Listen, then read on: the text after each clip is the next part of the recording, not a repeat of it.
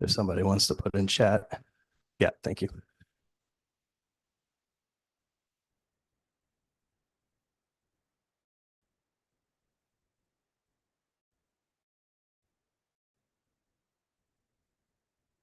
Are they hearing us online?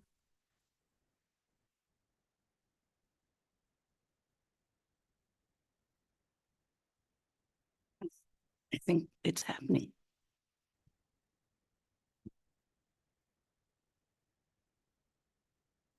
All practice begins with refuge and bodhisattva.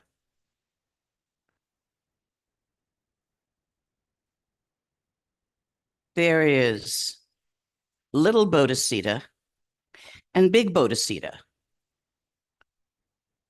Chang Chub Sem, Ningji, open-hearted, great-heartedness is the translation of that word directly from the Tibetan.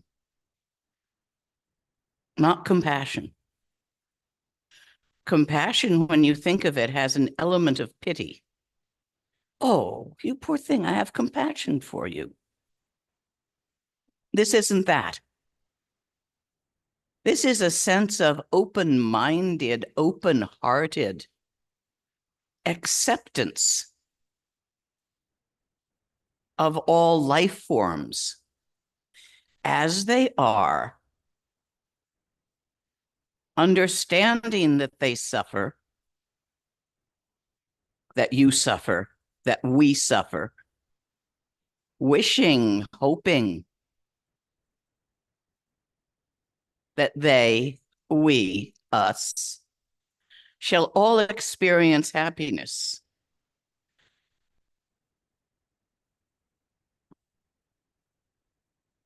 There is, in the Bodhisattva path, the way of the king, the way of the sailor, and the way of the shepherd. These ways, one is not better than another. The king goes forth himself first, and his people follow him. It's an analogy for doing the work to get the realizations first, so that you can actually be of use effectively, rather than dragging little old ladies across the street, whether they want to go or not. The sailor on the ship that crosses to the further shore goes together with all the other sailors. They practice together, they assist each other together to the best of each other's ability, with great-hearted open-heartedness for the foibles involved. Because there will be foibles in any Sangha. And then there's, of course, little Sangha and big Sangha. This is little Sangha, your homies. Big Sangha is everything that's alive. Your biome, their biome, the birds in the sky and the fish in the sea and everything else.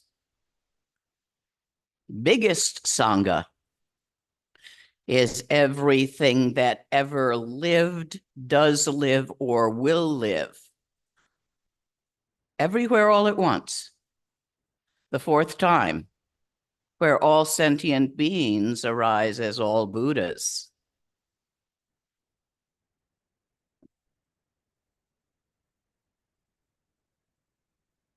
In Bodhisattva, which simply means Buddha consciousness. Bodhi, Buddha, thus gone beyond. Sita, consciousness, awareness. In Ningji, great-heartedness, open-heartedness, superlative heartedness.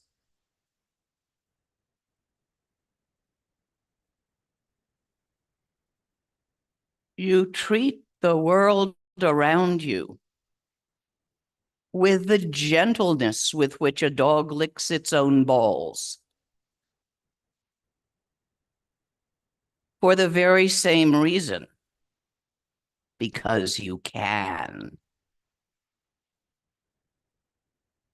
That same kind gentleness, yes, spread it around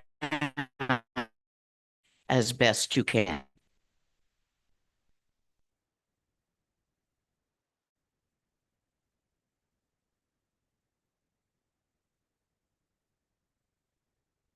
Chuku kunuzonbo gomboye. Dorji sempagarab dorji dang. Shire singe bardo shin labde. Dedam abzantata tusum chi. Dzogchen jupe lama la solo. Deb. Again pema junila solo. Deb. Dorji chang chi chilo narudang. Marpa mila gompo tatapa. Na pupadang palden drupa suk. Kagulama namla solo deb. Ochen lama namla solo deb. Dzogchen lama namla solo deb. Kaginwari lama namla solo deb.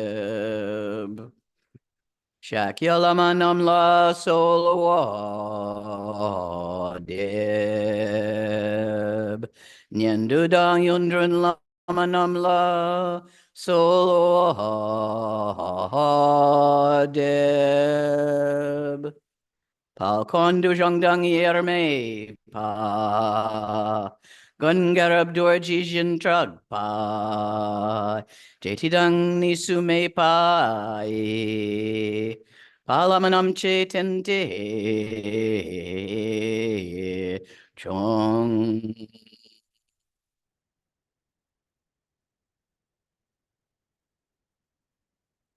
The third way, that of the shepherd, who drives his sheep forward in front of him and follows along behind, looking after them. You see these three analogies. One isn't better. One isn't worse. One will suit you best. Are you outgoing? Do you love service? You might enjoy the way of a shepherd. Do you just want to do your own practice and have them all leave you alone because you're just too crazy to be useful at the moment? You might enjoy the way of a king. Do you like hanging with Sangha, working together, practicing together, doing deeds together? You just might like the way of a sailor. And it doesn't have to stay the same way all the time. Changes occur in your life. When you have a job, you are busy. When you retire, you might not be.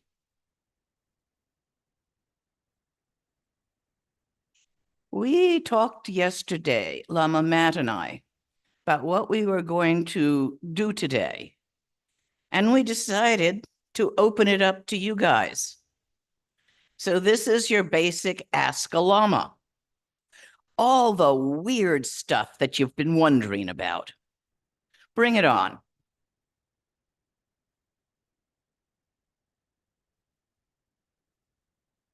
And so, Shyness is pride. yeah, so please come up and ask your question. And we do ask that the questions go through the microphone. Here's a weird one. So for some time when I meditate, I guess arrive at a very still, quiet, settled place. Mm-hmm. It's very joyful. I feel, I mean, I grin. It's that kind of joyful and nice. And I can sense my thoughts prancing around, you know, to Mm-hmm. the side in the background. And I had been like, look, cool, I arrived, which of course I know was not the case. And recently, that's been coming with me after meditation. It's more stable. It's not exactly a spaciness like we discussed at all. And I was very happy because it's much more spacious. I'm not so impulsive. I can have that room to not just blurt. I'm impulsive. So that's nice. But now I'm just wondering, is that not exactly, this is a very. Are we there yet? I don't think it's, am I there yet? But is it merely the absence of hypervigilance? Because I just. Not merely. Okay. Oh, okay. Once you no longer have to listen to your thoughts, there is an incredible joyful relaxation that occurs. Because after all, what bugs you most? What you think about things.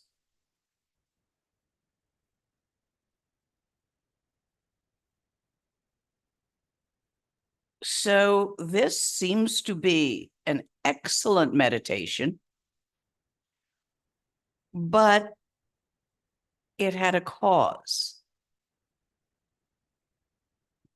It was caused by you doing practice. It's a very pleasant result, but it will require maintenance and someday wear off. There is always somewhere in life an experience intense enough to throw you off that. Something is bigger than you are. No matter how good your practice is, something is bigger than your practice. So in the poetic way of looking at it, because you say that that is happy and alive, it's not just like a big dead stillness. It has vitality.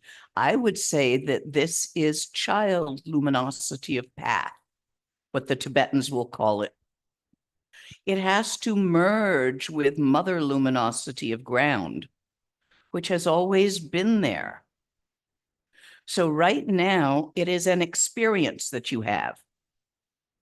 It's moving, comes and goes. What is beyond experience? When you meditate and when you don't meditate, what changes, what doesn't? Go find out. Thank you.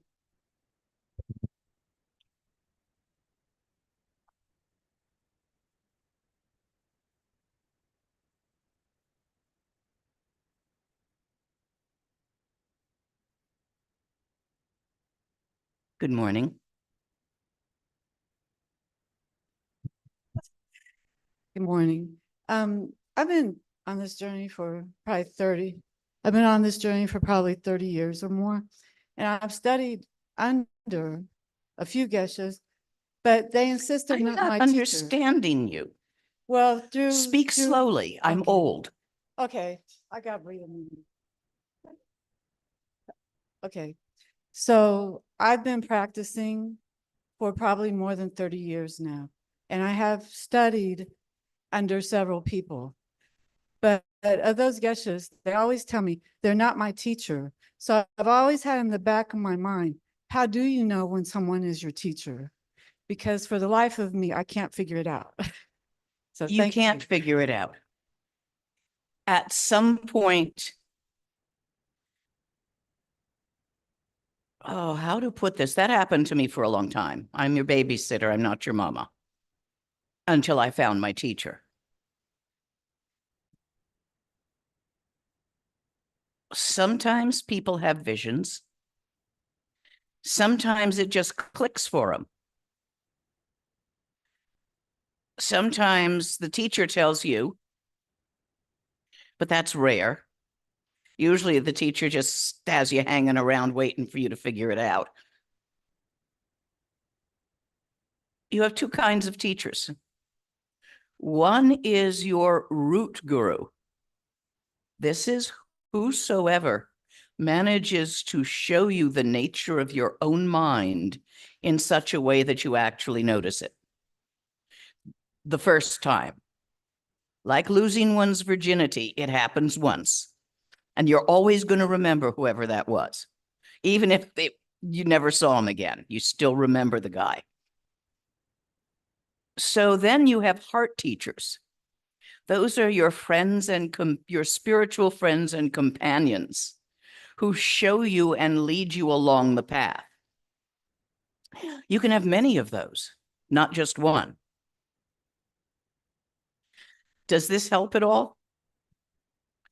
So whoever shows it to you the first time that you actually see it, that's your root teacher, but you may never see them again. Maybe it's Karmapa putting a hat on his head and taking it off.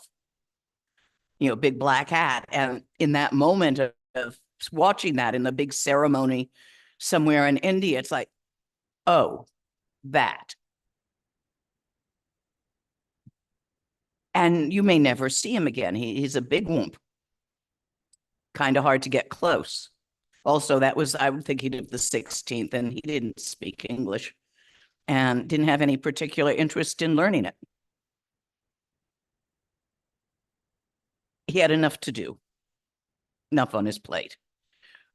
So your heart teachers, feel free to have many. When I do the lineage prayer, I sing of all my teachers for various ways of expressing the word sing. Tone deaf me. Does this help? And Matt, she had a question right over here. You can pass And then it. after her, we do have an online question. Okay. Okay. Online question. How can I learn to spend more time meditating instead of thinking about meditating?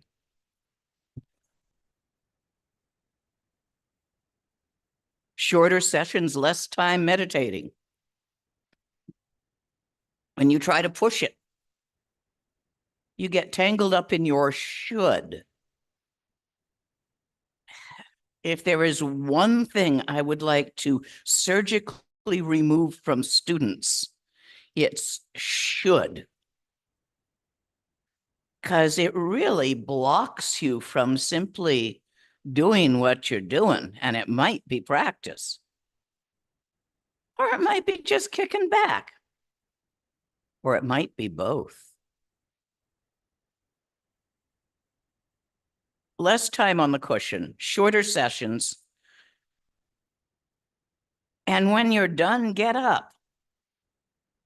Don't think about going longer. In fact, your problem is that you are believing the thought that says, I should meditate, I will meditate, I am about to meditate. You're focusing on the thought and what it says. You're paying attention to it. Relax. Let that thought be exactly what it is without fighting it, suppressing it, shoving it away, without entertaining it or making it a cup of tea. Just leave it alone. Play with your attention. Pointed here, pointed there. Point it not anywhere. You're next. Thank you for coming back and closer. Okay. I'm going to try to be succinct. Everybody knows me that it's hard for me to take it all And in. speak slowly. New Yorker coffee. I've also been on the path for a while with different teachers that have either acted skillfully or not. So just staying connected to the gratitude of who showed me the Dharma. Right now, being old, like you. And, I'm, I don't consider myself old. You got to talk slower and clearer. I am actually not understanding your enunciation. Okay, Help me out here. is this better? It is. Okay, so I'm a little shy in crowds, believe it or not. So the state of the world, it's really impacting me in a very direct way. Personally, professionally, I am someone that wants to always keep my heart open, always, always, always, always. I love that you talked about that open-heartedness is the method. I also experience a lot of overstimulation. So if which can be perceived as my New York rude. Let me put something in here. Open-heartedness is not lack of boundaries. Yeah. Not great. My parents were Holocaust survivors, not great boundaries. So now with the current states of, so because of the heritage and that I have a long Walk into the microphone. I have a long heritage of my parents being Holocaust survivors, and so my family is very identified with that. I experience myself as an interfaith kind of person, even though my path is Dharma. And the person I live with, my partner, is someone that's horrified at seeing the atrocities. So my practice is the two very important people in my life are at odds, and I'm trying to hold the space, for keeping the heart open and not being so influenced by the many different, because I can see all sides. I don't see one side. My heart goes out to anybody suffering, basically, and it's causing me suffering.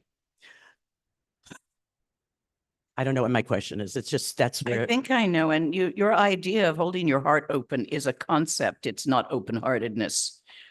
Great open-mindedness, open-heartedness is a relaxation, not a stress. If you find yourself forcing it, that's not it. Relax into it. Don't shove into it. And yes, the world is in a pretty big mess right now, and there's a lot of suffering. My linear memories go back about 2,000 years. It's always been a mess somewhere. We are now, probably longer, because I remember the agricultural revolution when we started telling plants where to go, where to grow. And the mess that made because we invented cities long before we invented sewers. We thought everybody was sick at that time because we were eating plants that didn't grow where they wanted to, so they made us sick. That was the medical belief system. And then we had the Industrial Revolution. And right now we are in the information revolution. And we are bombarded with images and information from all over the world. Right now, everybody is into the conflict in Israel and Palestine. Big mess, atrocities on both sides. Ongoing. Anybody even care about what's going on in the Sudan? It's worse. Yes. But nobody's looking. We're looking at the little one in Europe, in the Ukraine. Is it the Ukraine? Yes. And the current mess going on down in the Sinai. But this is going on in another place that nobody's looking or upset about. How come? Why aren't you looking at the mess in the Sudan, which is actually at this moment worse famine than is being experienced in by the Palestinians. I'm aware. You may be, but most people aren't. I had to really poke my media algorithm so that it would tell me about that one too. It didn't want to. You're being guided by an algorithm on what you think about and what you know about. And it's all clickbait. We are designed to keep an eye out for monsters. Saber-toothed tigers,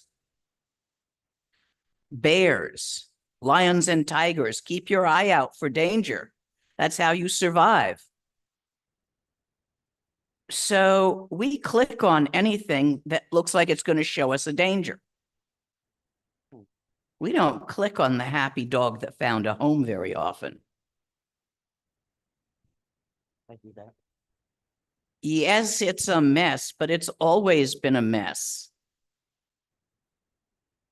The mess does hurt, but it will always hurt.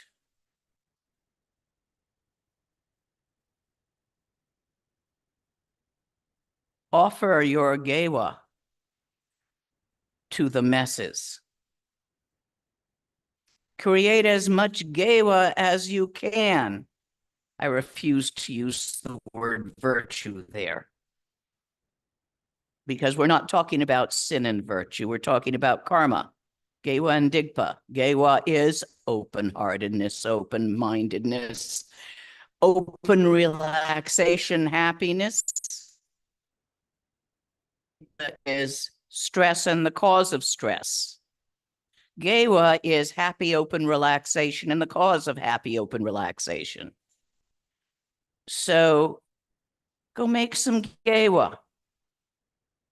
It's easy. Virtue of body, or virtue, gewa of body, speech, and mind. Gewa of body, do something for somebody. Gewa of speech, say something nice to somebody. Gewa of mind, give them the benefit of the doubt.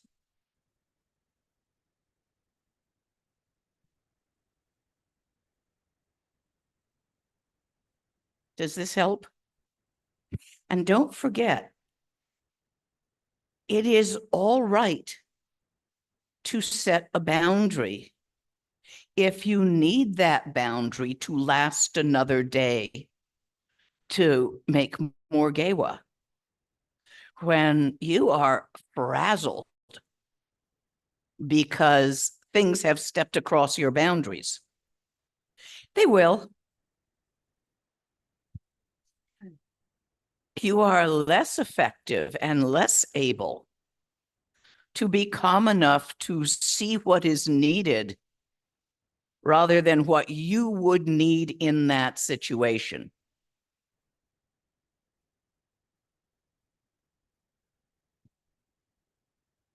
I think that's what I can answer to that one. Open-minded, open-heartedness is a relaxation, not a stress. If it's stressing you, you're not doing it right.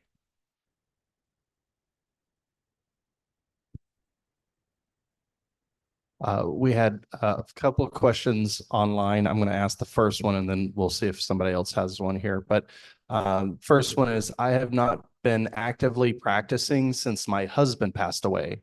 I found that practice makes me sad and very lonely. What's my problem, and how can I get back into practice? You are grieving. Of course you are grieving.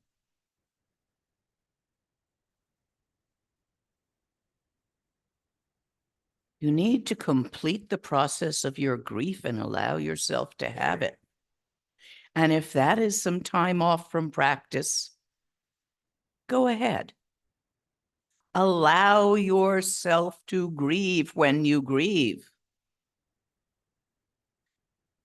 Because repressing it won't allow it to complete its full opening. Oh, the Tibetans do a terrible thing when someone's grieving. So don't be sad. Be happy. That culturally does not translate to us. Be sad when you're sad. Be jangled when you're jangled. We all keep trying to be so perfect. And it's not going to work. Go ahead and be a mess.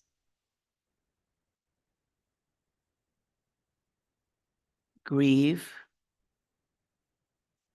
And from time to time, shift your attention to the other people in your life, your friends, your family, and do something for and with them. Sometimes. But yes, let yourself have the grief process. When you are ready to come back to meditation, you will feel like coming back to meditation. May I suggest that you begin at that time with something like Mani's? You'll see a full sadhana up on my website, where you actually work with feelings in the heart to experience the interconnectedness of all life. Try that rather than just straight meditation.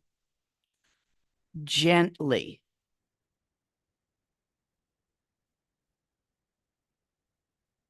Another question, perhaps. Grief's a bitch. You just got to go through it. I want to continue a little bit. I have a hardship holding on to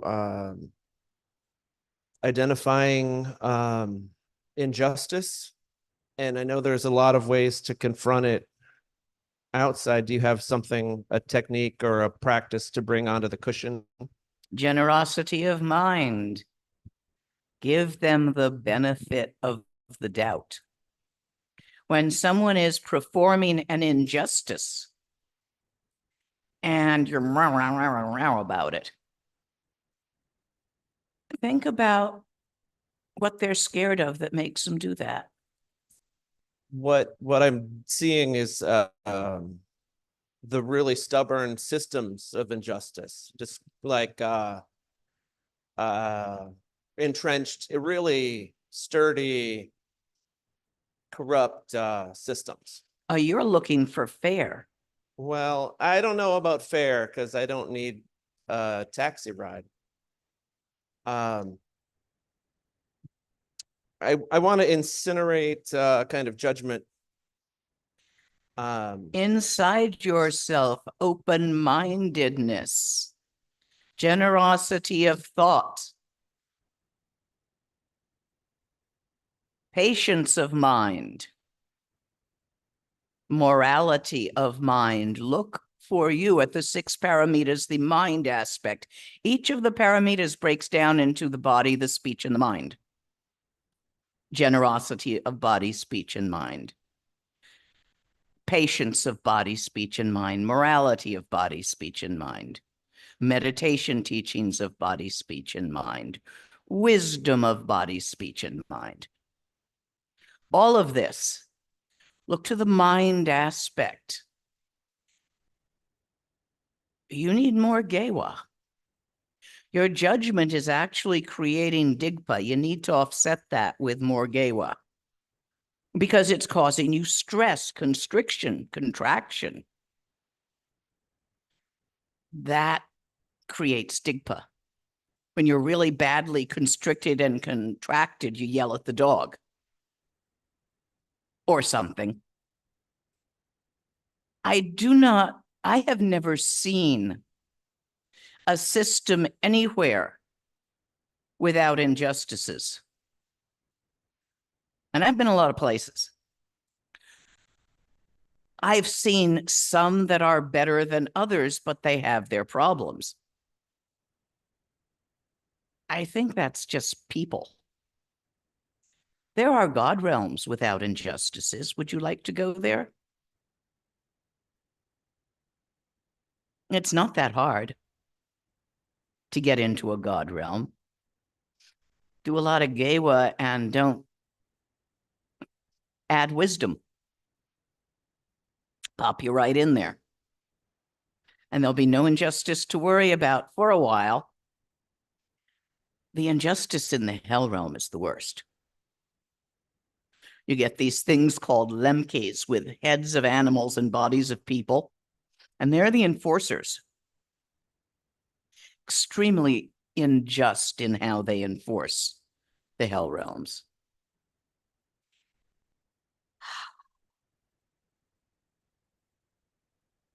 Open-hearted, great-hearted relaxation will allow you to find those pivots that may arise before you to change things. You won't change them all, but you might change one thing. You might have your camera out when the cops are doing a dirty. And you might be standing behind a tree sufficiently that they don't come and do a dirty to you for having your camera out. Little things. But you won't spot that pivot if you're all scrunched up about injustice.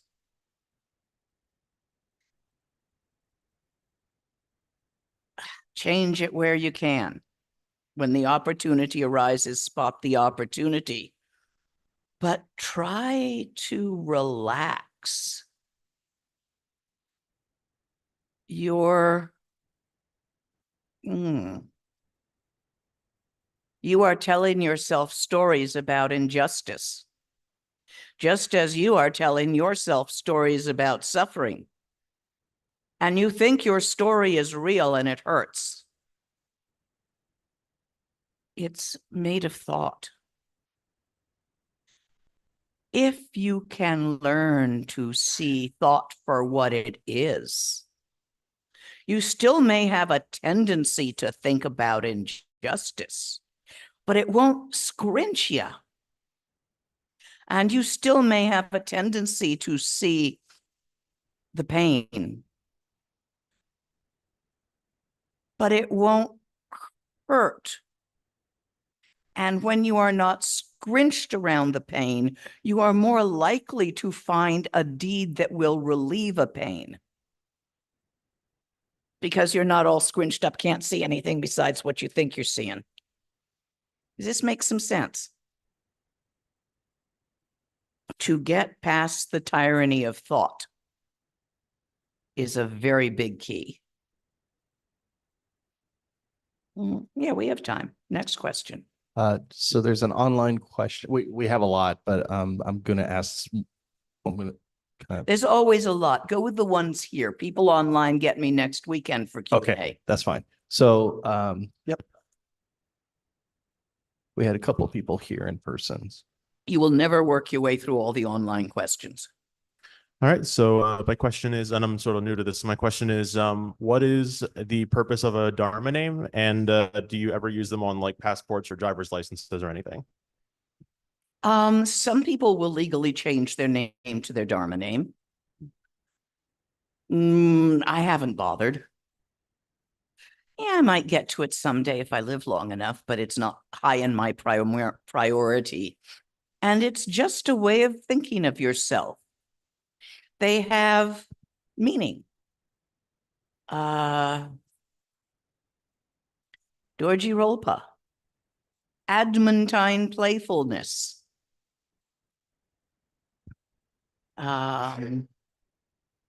Chuni, real Dharma beyond concept. Jigme, fearless. So does that help? I think it does, yeah. When you take refuge, and I believe Matt gives refuge from time to time, Lama Matt does. When you take refuge, you generally get a Dharma name. When you take a Wong, what do you call them? Initiation? Initiation or empowerments. When you take an initiation or an empowerment, you also get one. Most people have a lot of them. This causes confusion among the Tibetans because they have what's on their paperwork, which is a complete misspelling, mispronunciation of something that's barely recognizable, of one of their names. It might be the one they had in childhood. It might be the one they got when they were ordained, but they're using another one now. So everybody is like, who's that? Also known as.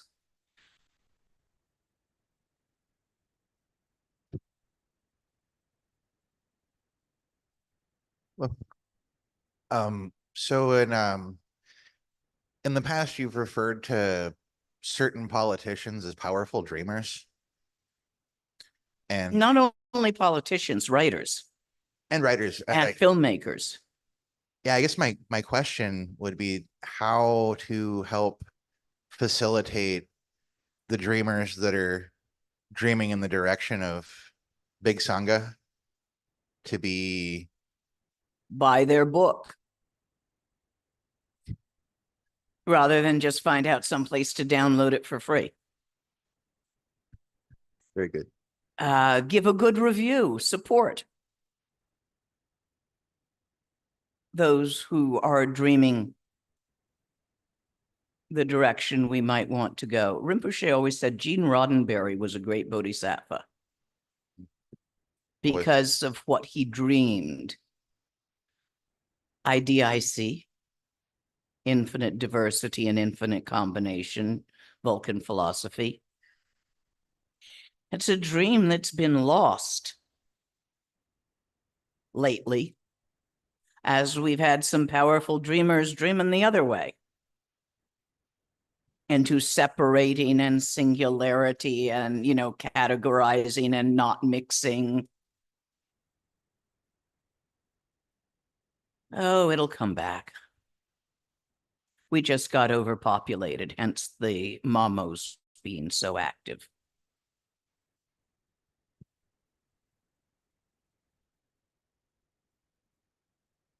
Maybe one more here and then one online. Do here. They've Here. got me next weekend online doing Okay. exactly this. Yep. Perfect.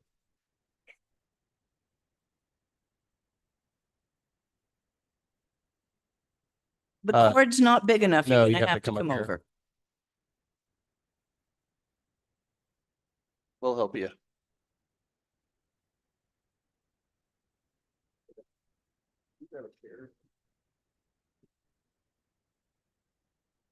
We'll get a chair for you, Victor. Chair's right behind you.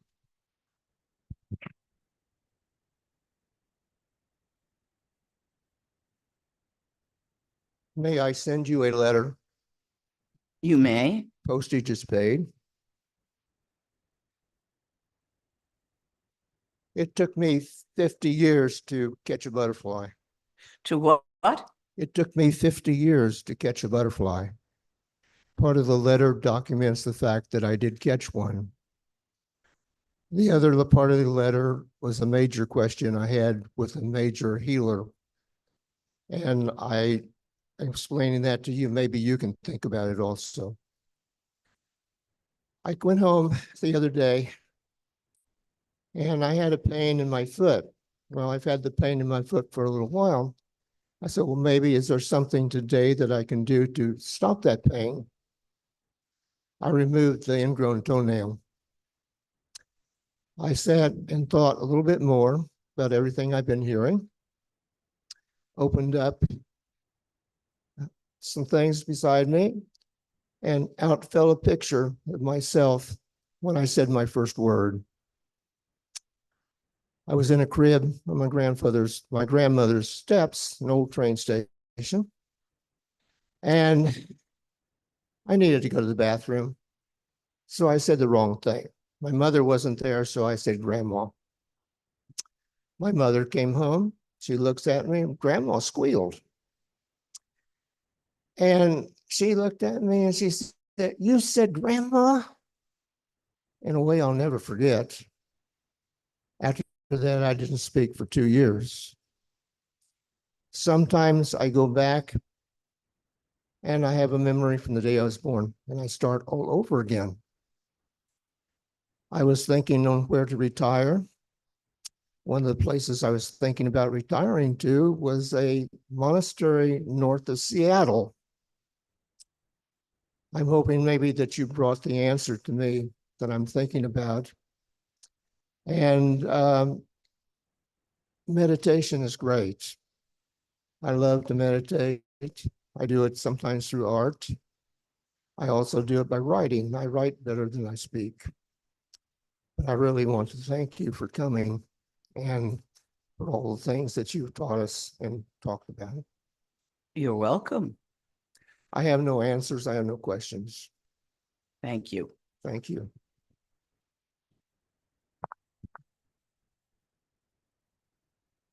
Time for one more. One more.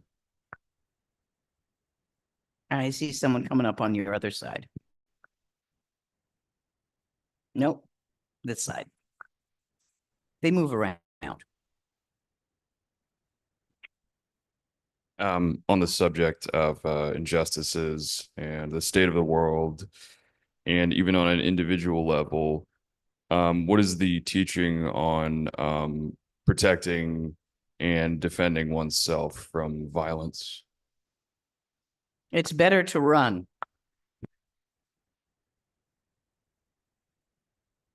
That's the teaching. Sure. It's better to run than to fight, if you possibly can. Sure, supposing one is, say, cornered either physically or through coercion. You know, there isn't a one-size-fits-all here. All of the rules, such as all of the Vinaya, even the do not kill, only sometimes, not all the time. What do you think the antibiotic you gave your kid for the ear infection did to those bacteria? You kill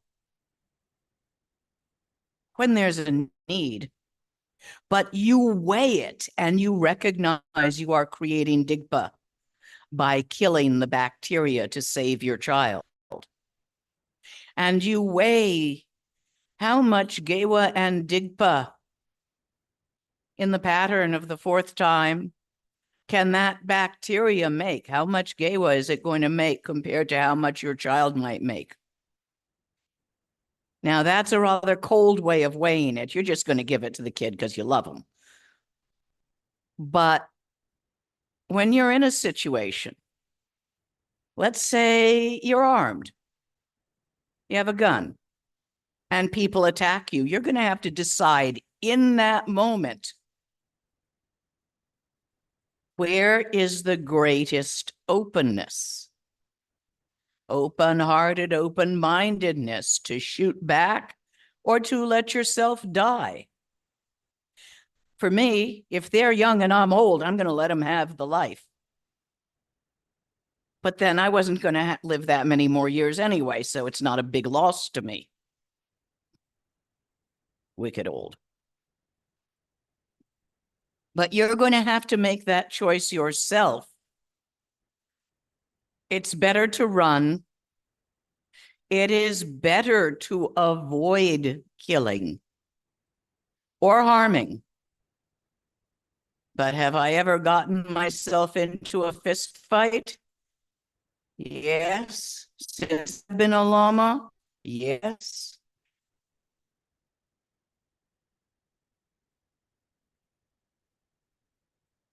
I'm not sure it was appropriate, and I didn't actually injure the guy. I just broke a chair. That was a thing out in India. So I'm going to simply say, judge it in the moment.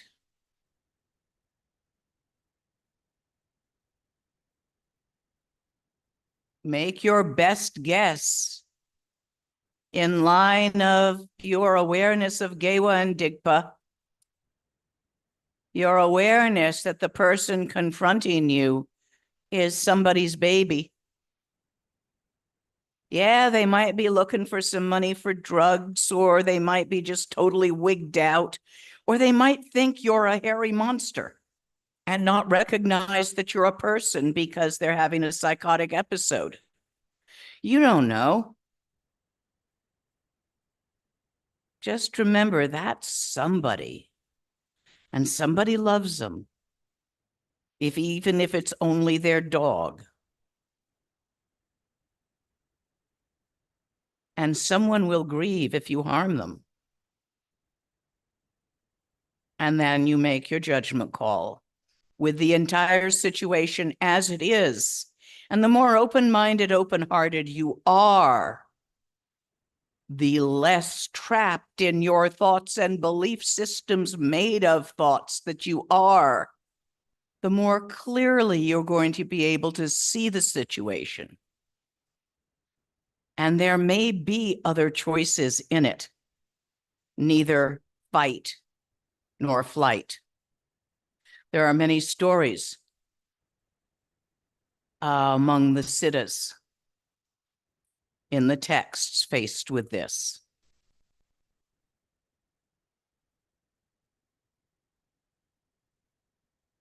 One more or done? Can we ask an online one? You can. Okay, it's one of our Sangha members that's online. And so the question was, I feel like my own personal baggage and the constant suffering of the world keep distracting me from what's important. Should I try to cut through my own and the world's distractions to focus on my practice and accept what's important to me? Or should I accept that these imperfections are part of the path? These imperfections are part of the path. If you fight with your issues, they fight back. If you shove, it shoves back. You ever do Tai Chi push hands? If you push, it pushes back. If you pull back, you feel less pressure on it. So don't try to fight with your issues and become perfect first. Perfection is futile. You're not going to make it. You're never going to be perfect. Give it up. Be who you are right now. That's like planning to start a practice tomorrow, once I'm better. The only time to meditate is now, in this now. Just like that. You don't have to make it long. And that was my answer to that one.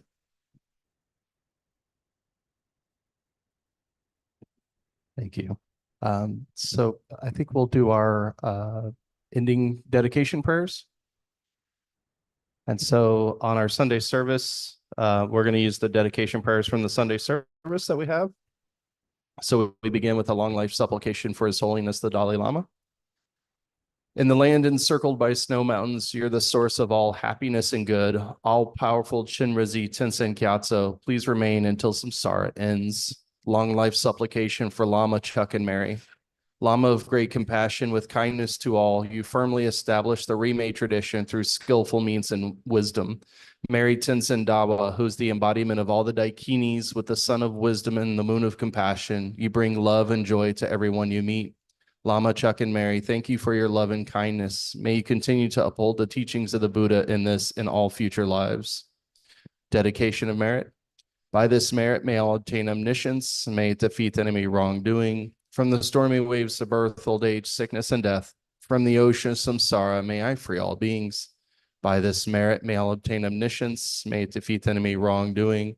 From the stormy waves of birth, old age, sickness, and death, from the ocean of samsara, may I free all beings. By this merit, may all obtain omniscience, may it defeat enemy wrongdoing. From the stormy waves of birth, old age, sickness, and death, from the ocean of samsara, may I free all beings. Engendering bodhicitta. Bodhicitta is precious, may it arise from whom it is not arisen. Once arisen, may it not diminish, but ever grow and flourish. And a prayer to spread the Dharma. All difficulties without exception being pacified, with harmonious situations like the treasure of the sky, may the teachings and practice of the Rime tradition live long and shine brightly.